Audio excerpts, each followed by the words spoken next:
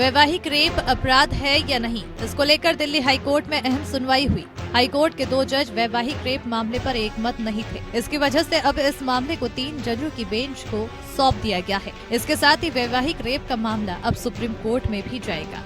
वैवाहिक रेप मामले पर सुनवाई कर रहे जस्टिस राजीव शगधर और जस्टिस हरिशंकर के विचारों में कानून के प्रावधानों को हटाने को लेकर मतभेद था, इसलिए इसे बड़ी बेंच को सौंपा गया है। पीठ ने याचिकाकर्ता को अपील करने की छूट दी है। जानकारी के मुताबिक जस्टिस राजीव वैवाहिक रेप को अपराध की श्रेणी में रखने के पक्ष में थे, वहीं जस्टिस हरिशंकर इस पर एकमत नहीं थे। जस्टिस राजीव का कहना था कि पत्नी से बिना इच्छा के शारीरिक संबंध बनाने पर पति पर क्रिमिनल केस होना चाहिए।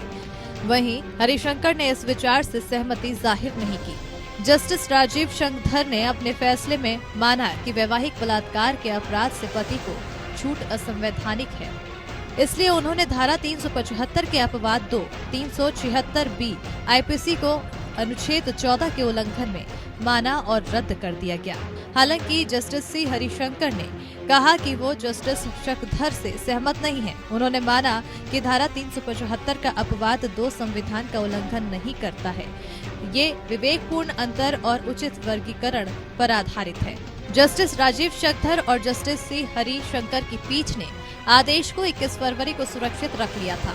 उन्होंने आज फैसला सुनाया। दोनों जजों ने सुप्रीम कोर्ट में अपील का प्रमाण पत्र दिया और कहा कि फैसले में कानून के महत्वपूर्ण प्रश्न शामिल हैं। इस मामले में दिल्ली हाईकोर्ट को ये तय करना था कि मैरिटल रेप को अपराध घोषित किया जा सकता है या नहीं। वैवाहिक रेप मामले में पहले केंद्र सरकार ने मौजूदा कानून की तरफदारी की थी, लेकिन बाद में यू टर्न लेते हुए इसमें बदलाव की वकालत की। हाईकोर्ट ने 21 फरवरी को सभी पक्षों की दलीलें सुनने के बाद फैसला सुरक्षित रख लिया था। केंद्र सरकार ने 2017 के हलफनामे में वैवाहिक बलात्कार के अपराधीकरण की मांग वाली याचिका का विरोध किया था, जबकि सरकार ने 12 जनवरी 2022 को दाखिल अपने नए हलफनामे में कहा कि उन्होंने विभिन्न हितधारकों से सुझाव मांगे हैं, क्योंकि सरकार आपराधिक कानूनों में व्यापक संशोधन करने की प्रक्रिया में है।